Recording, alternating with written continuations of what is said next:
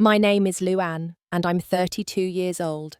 8 months ago, I was glowing with excitement, rubbing my belly and counting down the days until I'd meet my baby girl. Life felt perfect. My husband Kyle seemed devoted, our little family was about to begin, and I thought I knew exactly how my story would unfold. But sometimes the universe has a different script waiting for you. One routine doctor's appointment shattered everything I believed about my marriage, my husband, and the life I thought we were building together. Before I share what happened, I'd love to know where you're watching from. Hit that like button and subscribe because this story gets intense and you'll want to see how I took back control of my life. Let me take you back to the beginning, to when everything still made sense. I met Kyle 4 years ago at the advertising agency where we both worked. He was the creative director, all charm and big ideas, and I was an account manager, the person who made those ideas actually happen. We clicked immediately.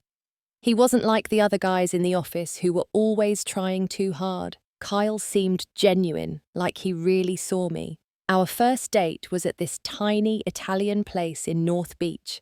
He ordered wine without looking at the price, made me laugh until my sides hurt. And when he walked me to my car, he kissed me so softly, I felt my knees go weak. I know that sounds like something out of a romance novel, but that's genuinely how it felt. For the first time in my life, I thought I'd found someone who got me completely. We dated for 2 years before he proposed. Kyle took me back to that same Italian restaurant, got down on one knee right there between the tables, and asked me to marry him with tears in his eyes. Everyone clapped. The owner brought us champagne on the house. It was like a scene from a movie, and I was the leading lady.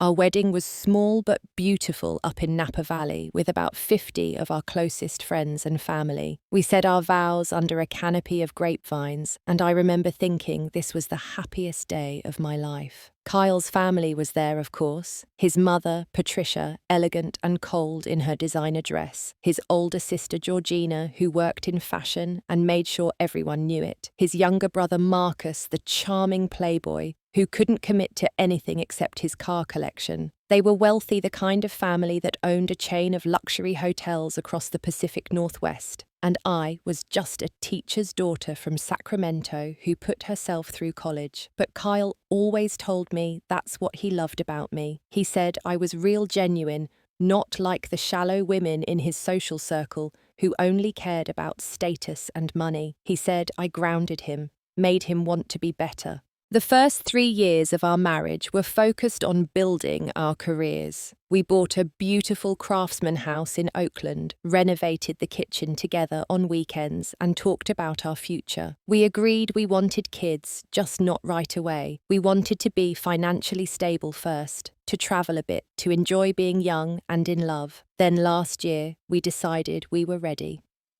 I was 31, Kyle was 32, and it felt like the perfect time to start our family. It took 6 months of trying before I saw those 2 pink lines on the pregnancy test. I remember screaming with joy in our bathroom, running downstairs to show Kyle. He picked me up and spun me around, laughing and crying at the same time. From that moment, he seemed like the perfect husband-to-be father. He came to every single prenatal appointment, his hand holding mine, as we listened to the heartbeat for the first time. He read books about pregnancy and childbirth, sometimes reading passages out loud to me at night. He started preparing the nursery, painting it a soft yellow, because we wanted to be surprised about the gender. Every evening, Kyle would talk to my belly, telling our baby about his day, singing silly songs that made me laugh. When my feet swelled up in the 3rd trimester, he'd massage them without me even asking. When I had weird cravings at 2 in the morning, he'd drive to the 24-hour grocery store to get me pickles and ice cream or whatever random combination I needed. But about 3 months before the incident that changed everything, I started noticing small changes. Kyle began working late, more often, saying there was a big campaign launching and the client was demanding. He'd come home at 9, sometimes 10 at night, smelling like the office and exhaustion. His phone was always face down on the table. When it rang, He'd glance at the screen and then excuse himself to take the call in another room. I told myself I was being paranoid, that pregnancy hormones were making me suspicious of nothing. My best friend Diane wasn't so sure. She'd come over for lunch one Saturday when Kyle was supposedly at the office, and she watched me make excuses for him. "Girl, are you sure everything's okay?" she asked me, her eyes full of concern. "I'm fine," I insisted. "He's just stressed about work. We're about to have a baby. That's a lot of pressure on him too." Diane didn't look convinced, but she didn't push.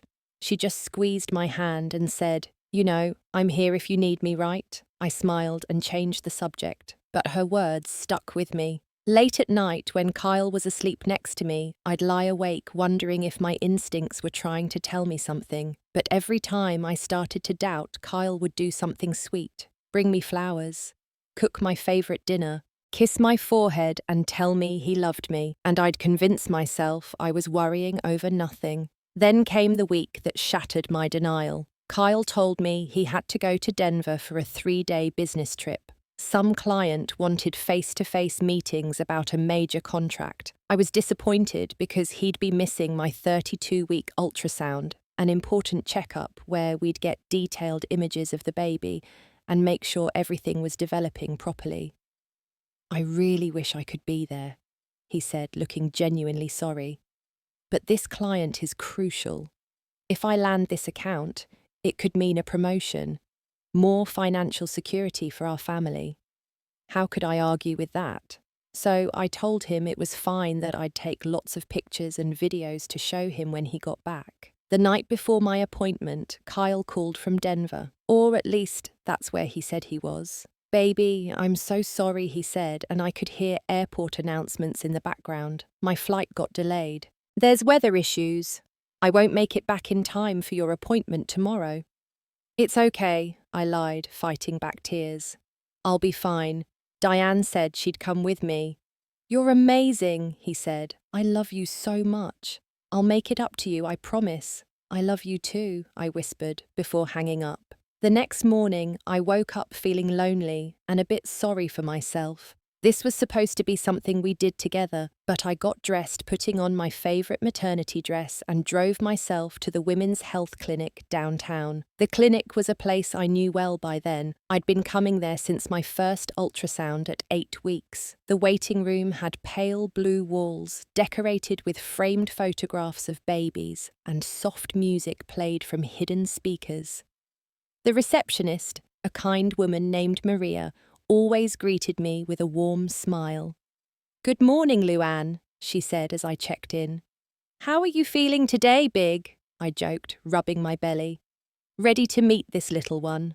"Not much longer now," Maria said, handing me a clipboard. "Dr. Foster will see you shortly. Just have a seat." I settled into one of the comfortable chairs in the waiting room, picking up a parenting magazine from the table. The room was moderately busy that morning. There was a young couple in the corner, probably first-time parents based on how nervous they looked. An older woman sat knitting, presumably waiting for her daughter or daughter-in-law. A pregnant woman about my age sat scrolling through her phone. I felt a pang of loneliness watching the young couple whisper to each other, the man's hand protectively on the woman's belly. That should have been Kyle and me. But I pushed the feeling away, focusing instead on the magazine article about choosing the right car seat. Then the door to the clinic opened, and I heard the receptionist greet someone new. I glanced up casually, and my entire world tilted on its axis. A man walked in, wearing a grey jacket I recognised immediately because I'd bought it for Kyle last Christmas. My heart started pounding as I looked more carefully. It was Kyle, my husband, the man who was supposed to be in Denver dealing with flight delays. He wasn't alone. His hand was wrapped around the hand of a woman I'd never seen before. She was younger than me, maybe 26, with long dark hair and delicate features. And she was pregnant. Very pregnant. Her belly was round and prominent under her fitted dress. I felt like I couldn't breathe. I sat frozen in my chair, the magazine sliding from my numb fingers onto the floor. This couldn't be real. This had to be some kind of nightmare, the kind where you're about to wake up gasping. But I didn't wake up. Instead, I watched as Kyle walked with this woman to the reception desk, his attention completely focused on her. He was smiling at her the way he used to smile at me, his thumb stroking the back of her hand in a gesture so intimate it made me feel sick. "Appointment for Natasha Reynolds at 9:30, I heard him say to Maria. 9:30, the exact time as my appointment. My brain struggled to process what this meant. Had he scheduled her appointment at the same time as mine? Was this some horrible coincidence, or had he done this deliberately thinking I wouldn't show up? Maria checked her computer, her brow furrowing slightly. "Oh, there might be a slight mix-up, but Dr. Foster will see you both around the same time. Please have a seat." Kyle and this Natasha woman turned toward the waiting area.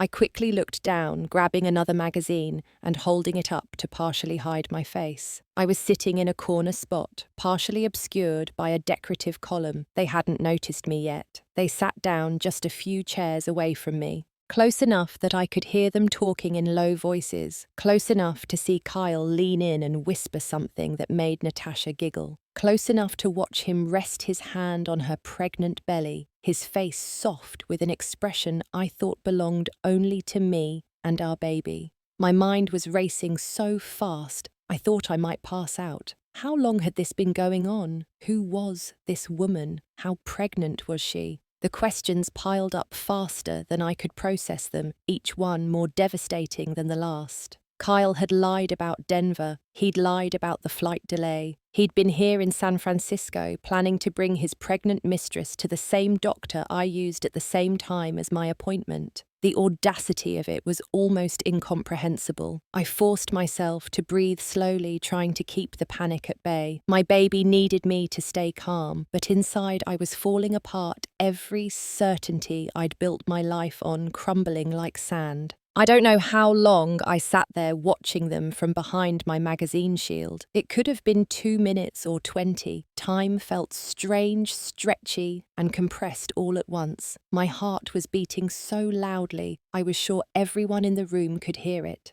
Then I heard my name, Luann Carter. "Room 3, please." The nurse stood in the doorway, clipboard in hand, looking around the waiting room for me. I had a choice in that moment. I could stay hidden, let them go first, avoid confrontation. Part of me wanted to do exactly that, to run out of the clinic and pretend I'd never seen any of this. But a stronger part of me, a part I didn't even know existed until that moment, stood up.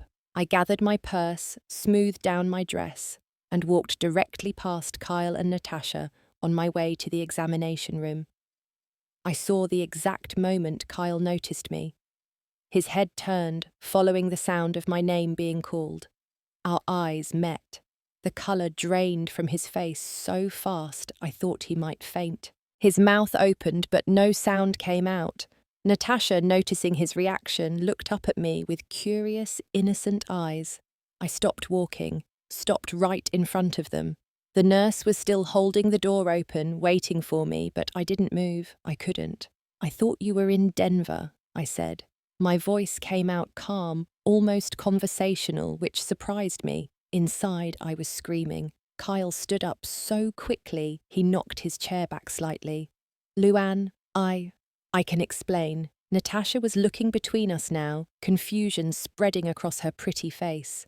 "Kyle, who is this?" I turned to look at her fully for the first time. She had kind eyes, I noticed, soft and trusting. She had no idea what was happening, and I felt a strange flash of pity for her, even as my world burned down around me. "I'm his wife," I said, simply gesturing to my 8-month pregnant belly. 8 months pregnant with his child. "And you?" Natasha's face went white. She stood up slowly, her hand instinctively going to her own belly. "Wife," she whispered, looking at Kyle with an expression of dawning horror. "You said you were divorced." The waiting room had gone completely silent. Everyone was staring at us now, the young couple in the corner, the woman with her knitting. Even Maria at the reception desk had stopped typing, but I didn't care. Let them all witness this. Kyle reached for my arm. "Let's talk outside, please. This isn't the place." I jerked away from his touch. "No, I want to hear this right here, right now." I looked back at Natasha, who had tears streaming down her face. When did he tell you he was divorced? Natasha could barely speak through her sobs. 2 years ago. He said his marriage ended badly, that there were no kids, that he was ready to start fresh with me. The nurse who'd called my name was still standing there, looking uncertain about what to do. Should I get the doctor? Before anyone could answer doctor. Helen Foster herself appeared in the doorway. She must have heard the commotion. Her eyes swept over the scene, landing on Kyle, and I saw something flash across her face. Recognition. And something else. Something cold and hard. "Mr. Carter," she said, her voice like ice. "I need you to step into my office immediately. Both of you ladies, please come with me as well." I was confused. How did Dr. Foster know Kyle? She'd been my doctor throughout my pregnancy, but Kyle had only come to a few appointments, and he'd never mentioned knowing her before. Kyle looked like he wanted to disappear into the floor, but he followed, as Dr. Foster led us past the examination rooms to a larger consultation room at the end of the hall. It had a round table with several chairs, a desk, and medical diagrams on the walls. Dr. Foster closed the door behind us with a firm click. She turned to Kyle, and I saw something I'd never seen in her professional demeanour before. Anger. Pure, barely contained anger. "So you haven't changed at all, have you, Kyle?" she said quietly. Natasha and I both stared at her. I found my voice first. "You two know each other." Dr. Foster took a deep breath, and when she spoke, her voice was measured but heavy with old pain. "Unfortunately, yes. Kyle Carter and I were engaged 8 years ago." The room spun.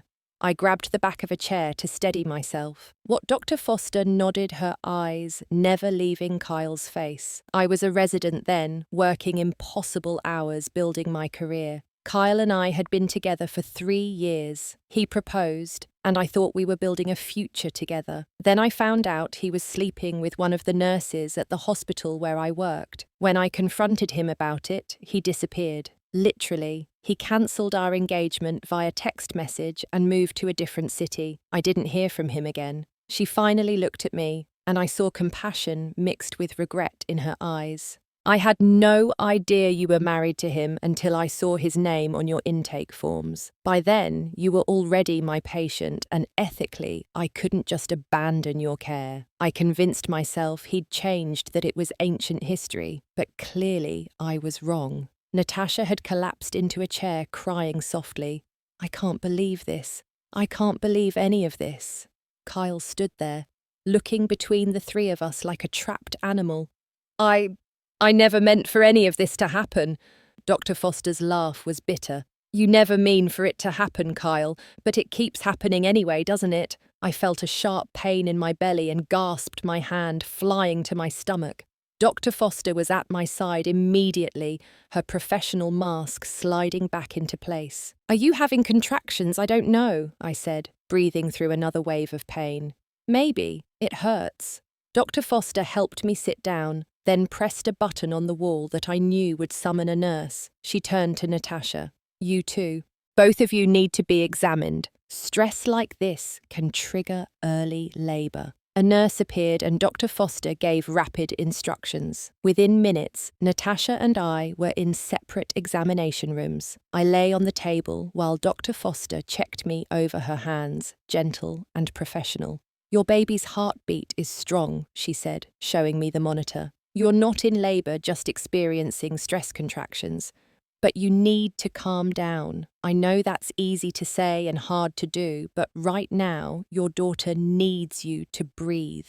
Tears started flowing down my face. "I don't understand how this happened. How did I not know?" Dr. Foster squeezed my hand. "Because he's good at hiding it. Trust me, I know." She paused, then added, "After I'm done checking on both of you, I want to give you something. A friend of mine is a family lawyer. One of the best. You're going to need her."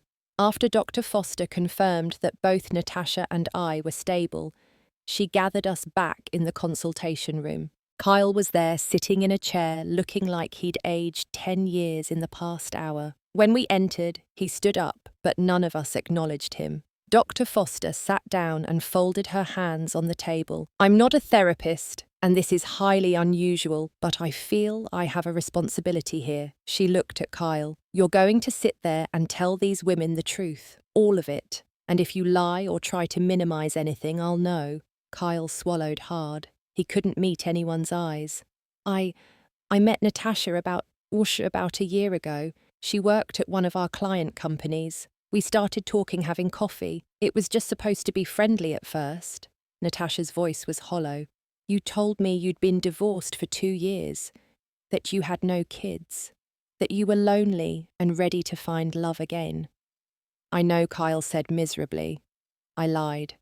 I was still married to Luann. We were trying to get pregnant, and it was taking a while, and I was stressed, and Natasha was there, and she was kind, and I made a terrible mistake. A mistake. I finally spoke, and my voice came out hard as stone. A mistake is forgetting to buy milk. A mistake is wearing mismatched socks. This was a choice, hundreds of choices, every single day for a year. Kyle flinched. You're right. I have no excuse. When Natasha got pregnant, Natasha interrupted, her voice shaking. When I got pregnant, you told me you were thrilled. You helped me find an apartment. You said we'd be a family. I felt like I'd been punched. An apartment. I looked at Kyle. You got her an apartment with what money? Kyle's silence was answer enough. Dr. Foster pulled out her phone and scrolled through something, then handed it to me. This is my friend Amanda Jang's contact information. She's a family law attorney. Call her today. I took the phone with trembling hands and saved the contact. Then I looked at Natasha. She was crying again, her hands cradled around her belly protectively, looking lost and broken. I stood up, every part of me feeling heavy and exhausted. Then I looked at Kyle one last time. You had everything. We were about to have a family, a real family, and you threw it all away. For what? Because you were stressed. Kyle tried to reach for me. Please, Luann, give me a chance to fix this. I love you. I love our baby. I stepped back, feeling disgust rise in my throat. The only thing you need to fix is yourself. Stay away from me. I walked out of that consultation room with my head high, even though inside I was shattered into a million pieces. I made it to my car in the parking lot before I completely broke down, sobbing so hard I could barely catch my breath. I called Diane. She answered on the first ring, and I couldn't even form words at first, just gasping sobs. Luann, what's wrong? Where are you? Somehow I managed to tell her everything. The clinic. Kyle. Natasha. Dr. Foster. All of it came pouring out in a confused, tear-soaked rush. Stay there, Diane said, her voice fierce and protective. Don't move. I'm coming to get you right now. She arrived 20 minutes later and found me still sitting in my car, tears dried on my face, staring at nothing. She got into the passenger seat and wrapped her arms around me as much as my belly would allow. I've got you, she whispered. You're going to get through this. We're going to get through this. She drove me back to her apartment, and I stayed there that night, and several nights after. I couldn't face going back to the house I'd shared with Kyle, the nursery we'd painted together, the bed where he'd held me and told me he loved me while lying about everything. But even in the depths of my devastation, something was crystallizing inside me, a hard, clear certainty. I wouldn't let him destroy me. I wouldn't let my daughter come into this world with a mother who'd been broken and left in pieces. I was going to fight back. 2 days after the clinic incident, I called Amanda Jang. Diane sat next to me on the couch, holding my hand for support as the phone rang. Amanda Jang speaking. A crisp, confident voice answered. Ms. Jang, my name is Luann Carter. Dr. Helen Foster gave me your number. I need a divorce attorney. There was a brief pause. Are you the woman from the clinic? Helen called me. She said you might reach out. Can you come to my office this afternoon? 3 hours later, I was sitting in a sleek downtown office, facing a woman in her early 40s with sharp eyes and an even sharper suit. Amanda Jang had a reputation as one of the best family law attorneys in San Francisco, someone who didn't lose. Tell me everything, she said, opening a legal pad. I did. From the beginning of my marriage to Kyle through the pregnancy to the devastating discovery at the clinic. Amanda listened without interrupting, taking notes occasionally. When I finished, she leaned back in her chair. You have a strong case. Adultery, misuse of marital funds, emotional distress. California is a no-fault divorce state, but we can use his behavior to our advantage in the settlement. Do you have access to your bank statements? Yes, I said. We have a joint account. I pulled up my phone and showed her months of statements. We went through them together, and Amanda's pen moved quickly as she circled transactions. $300 to a furniture store I'd never been to, $500 to a jewelry shop where I'd never received any jewelry, regular payments of $1,500 to something labeled personal expenses.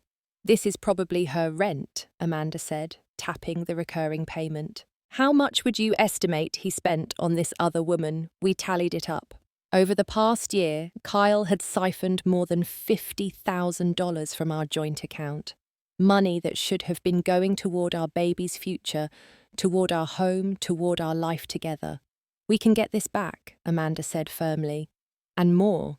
He violated the marital contract in every possible way. Over the next week, Amanda helped me gather evidence. I found text messages on our shared laptop emails receipts. Everything Kyle had been too careless or too arrogant to properly hide. Each discovery was like a fresh wound, but I forced myself to look at all of it to document everything. Then something unexpected happened. Amanda called me on a Friday evening, her voice carrying a note of surprise. Luann, I just got a call from someone else, Natasha Reynolds. She said Dr. Foster recommended me to her as well. My first instinct was anger. Why would the woman who'd been sleeping with my husband call the same lawyer I was using? But then I thought about Natasha's face at the clinic, the genuine shock when she learned Kyle was married, the devastation in her eyes. What did you tell her? I asked. That I'd need to check with you first, since you're already my client. There could be a conflict of interest, but Luann, think about this. You and Natasha both have the same enemy here.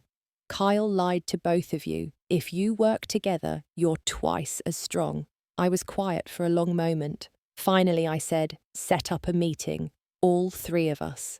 2 days later, Natasha walked into Amanda's conference room. She looked smaller than I remembered, fragile. Her eyes were red from crying, and she couldn't quite meet my gaze at first. I know you have every reason to hate me, she said quietly, sitting down across the table. If I'd known he was married, I never would have. Her voice broke. I'm so sorry. I took a deep breath. How far along are you? 7 months, she whispered. I'm due in early September. My due date was late July. So Kyle had gotten his mistress pregnant about 2 months after getting me pregnant. The timeline made me feel sick, but I pushed the feeling aside. Tell me about yourself, I said. Not about Kyle, about you. Natasha looked surprised, but started talking. She grew up in foster care, never knew her real parents. She'd worked hard to put herself through community college, gotten a job as a graphic designer. She lived alone in a small apartment until Kyle convinced her to move into the place he was renting for her. He was the first person who made me feel like I mattered, she said, tears streaming down her face. The first person who said he loved me. I know that sounds pathetic. It doesn't, I said, and I meant it. He made me feel the same way. That's what he does. He finds what you need and becomes that person until he doesn't anymore. Natasha looked at me directly for the first time. I never wanted to be the other woman. I thought I was building a life with someone who loved me. You were lied to, just like I was, I said. The difference is, I married him first. Amanda cleared her throat. Ladies, I know this is difficult, but if you're both willing to work together, we can make Kyle face the full consequences of what he's done. Luann, you file for divorce and pursue your share of marital assets, plus compensation for the money he misappropriated. Natasha, you pursue child support for your baby. Between both cases, Kyle won't be able to hide or minimize anything. Natasha and I looked at each other across the table. She was carrying my husband's child. Under any other circumstances, we should have been enemies, but somehow we weren't. We were both victims of the same man's lies. I'm in, I said. Natasha nodded. Me too. Over the next few weeks, Amanda built our cases like a master architect. Meanwhile, Kyle tried repeatedly to contact me. Phone calls I didn't answer, text messages I didn't read. He even showed up at Diane's apartment one evening, banging on the door and begging me to talk to him. Diane called the police, and they escorted him away with a warning. After that, Amanda filed a restraining order. Kyle had to stay at least 100 yards away from me at all times. During this period, I still had to manage my pregnancy. I was entering my 9th month, my body preparing for labour. Dr. Foster continued to be my doctor, and her care became even more attentive. She made house calls to Diane's apartment to check on me when I didn't feel up to going to the clinic. "How are you holding up?" she asked. During one visit, her hand on my belly as she listened to the baby's heartbeat. "I'm angry," I admitted, "all the time, but I can't let it hurt her. My daughter deserves better than to come into this world surrounded by all this toxicity." Dr. Foster smiled sadly. "She's lucky to have you as her mother. You're stronger than you know." Natasha and I started talking more frequently, usually through phone calls, facilitated by Amanda's office. At first, then gradually on our own, we shared our experiences with Kyle, comparing notes and realizing how similarly he'd manipulated both of us. We also talked about our babies, our fears about single motherhood, our hopes for the future. It was strange bonding with the woman who'd been sleeping with my husband. But in those conversations, I found something I desperately needed: someone who truly understood what I was going through. Diane was wonderful. Dr. Foster was supportive, but Natasha knew. She'd been there in the worst moment of my life because she'd been living through her own worst moment simultaneously. 3 weeks after the clinic incident, I went into labour. It was 2 a.m. when my water broke. Diane rushed me to the hospital, and I laboured for 14 hours before my daughter entered the world. Sophie Elena Carter weighed 7 pounds 5 ounces. She had a head full of dark hair and the most perfect tiny fingers I'd ever seen. When they laid her on my chest for the first time, I cried tears that had nothing to do with pain or betrayal or loss. These were tears of pure, overwhelming love. Dr. Foster was there for the delivery, even though it was her day off. Diane held my hand through every contraction. Kyle called the hospital 17 times. I didn't take a single call. "You can meet her when the court says you can," I told the nurse to relay to him, not before. I stayed in the hospital for 2 days. Natasha sent flowers, a beautiful arrangement with a card that read, "Congratulations on your beautiful daughter. You're going to be an amazing mother." A week later, Natasha went into labour. She called me from the hospital, scared and alone. I almost didn't go. But then, I thought about her about to give birth with no family, no support system, just the ghost of a man who'd betrayed us both. "I'm coming," I told her. Diane stayed with Sophie while I drove to the hospital. I sat with Natasha through her labour, held her hand, coached her through contractions the way the nurses had coached me. When her son was born, a beautiful baby boy she named Lucas, I was one of the first people to hold him. "He's perfect," I whispered, looking down at his tiny face. Natasha smiled through exhausted tears. "Thank you for being here. I know you didn't have to be." I looked at her, this woman who'd unknowingly shared my husband, and realised something profound. We'd both lost Kyle, but in losing him, we'd found something more valuable. We'd found the truth, our strength, and unexpectedly each other. The divorce proceedings began 2 months after Sophie was born. I'd hired a nanny part-time so I could attend all the necessary meetings and court dates. Amanda had built a case so airtight that Kyle's lawyer looked defeated before we even started. The courtroom was cold and official, nothing like the warm, intimate space where Kyle and I had promised to love each other forever. Judge Patricia Morrison presided, a stern woman in her 60s, known for having no patience for deception. Amanda presented our evidence methodically, bank statements showing the $53,000 Kyle had diverted to support Natasha, text messages proving he deliberately lied to both of us, testimony from Dr. Foster about his pattern of behavior. Everything was laid out like a roadmap of betrayal. Kyle's attorney tried to argue that Kyle was remorseful, that he wanted to be involved in Sophie's life, that the financial discrepancies were exaggerated. But Amanda demolished every argument with facts and documentation. Then Natasha took the stand. She was nervous, her voice shaking at first, but she told her story clearly. How Kyle had pursued her, lied about being divorced, convinced her to reorganize her entire life around him, how she'd given up her apartment, her independence, her financial security, all based on promises he never intended to keep. When it was my turn to testify, I kept my voice steady. I talked about our marriage, the pregnancy, the moment in the clinic when my world shattered. I didn't cry, I didn't raise my voice, I simply told the truth.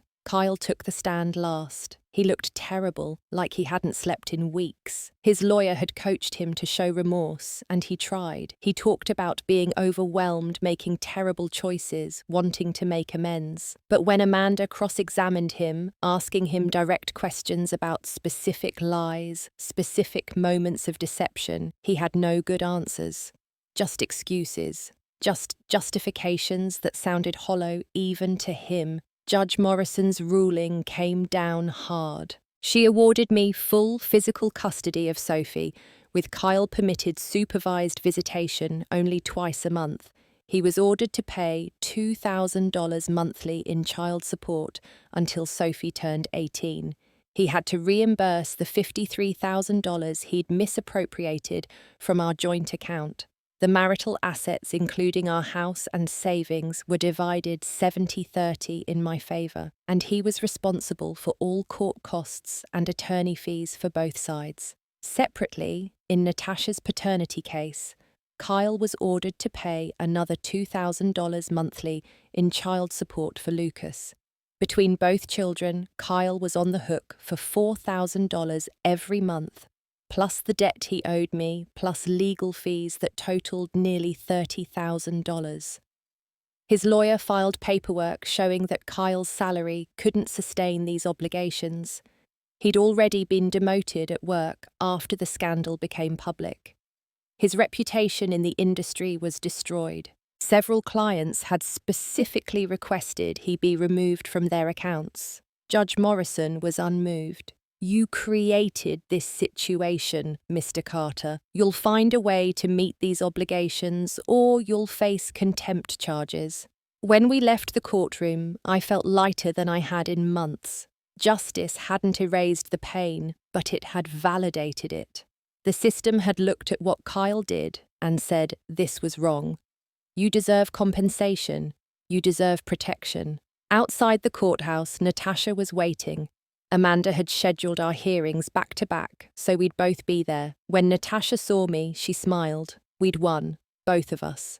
We went to lunch together, an impromptu celebration at a quiet cafe near the waterfront. Amanda joined us, looking satisfied with her work. "You two were the easiest clients I've ever had," Amanda said, sipping her coffee. "Most co-petitioners in situations like this end up fighting each other, but you both kept your eyes on the real problem." "We had good motivation," I said, looking at Natasha. "Neither of us wanted our kids growing up thinking it was okay to treat people the way Kyle treated us." Natasha raised her water glass. "To surviving, and to our kids having mothers who don't put up with garbage." We clinked glasses, and I felt something I hadn't felt in a long time. Hope. Dr. Foster stopped by the cafe, having heard where we were from Amanda. She slid into the booth next to me, ordering tea. "I wanted to tell you both something," she said, looking between Natasha and me. "When Kyle did what he did to me 8 years ago, I was devastated. I thought I'd never recover. For a long time, I was angry at myself for not seeing the signs, for trusting him, for wasting 3 years on someone so fundamentally dishonest." She stirred her tea thoughtfully. But watching you two these past months, seeing how you've handled this with grace and strength, it's helped me realize something. I did recover. I built a career I'm proud of. I learned to trust my instincts, and I learned that sometimes the worst thing that happens to you clears the path for better things to come. She smiled at both of us. Kyle was the worst thing that happened to me 8 years ago, but he led me to my calling as a doctor, and in a strange way, he brought the three of us together. 3 women who refused to let one man's weakness define our strength. We sat there together, an unlikely family formed from betrayal and loss, and I realized Dr. Foster was right. Kyle had taken so much from us, but he'd inadvertently given us something too. He'd given us each other. A year has passed since that day in the clinic that changed everything. Sophie just turned 1 year old, and we celebrated with a small party in my new apartment. It's smaller than the house I shared with Kyle, but it's ours, and it's filled with light and laughter. Diane lives 2 blocks away, and she's been the aunt Sophie never knew she needed. Dr. Foster comes to visit regularly, bringing thoughtful gifts and checking on both of us. And Natasha has become one of my closest friends. Our kids have play dates twice a week. Sophie and Lucas, half-siblings who don't know yet about the complicated circumstances of their birth, play together with the easy joy of toddlers. They'll learn the truth eventually, age-appropriately, but for now, they just know they have each other. Natasha got back on her feet professionally, building a freelance graphic design business from home so she could stay with Lucas. She's talented, and word of mouth has brought her more clients than she can handle. She's saving money, planning to buy a small house next year. I went back to work part-time at a different advertising agency, one where Kyle's reputation preceded him and ensured he'd never be hired. I was promoted to senior account manager within 6 months. My boss is a woman who believes in work-life balance, and I actually get to leave at 5 to pick up Sophie from daycare.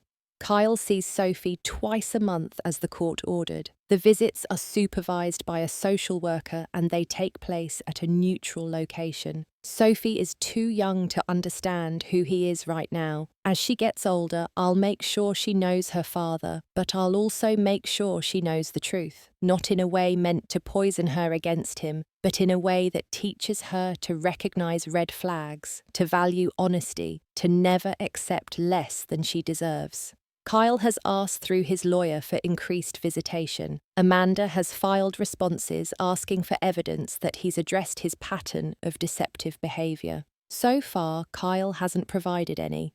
He's been ordered to attend therapy, but compliance has been inconsistent. Honestly, I don't think about Kyle much anymore.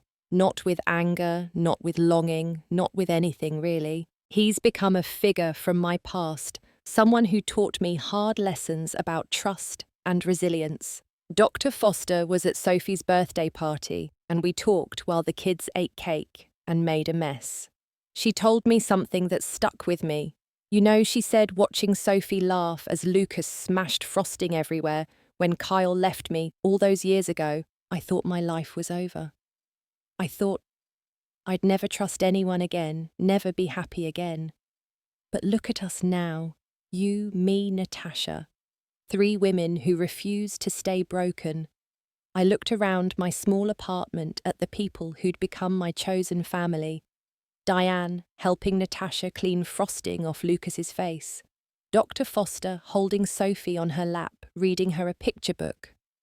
The afternoon sun streaming through the windows, I'd hung curtains on myself. This isn't the life I planned, I said to Dr. Foster, but it's a good life, maybe even better than the one I thought I wanted. She smiled. That's the thing about surviving betrayal. You don't just survive.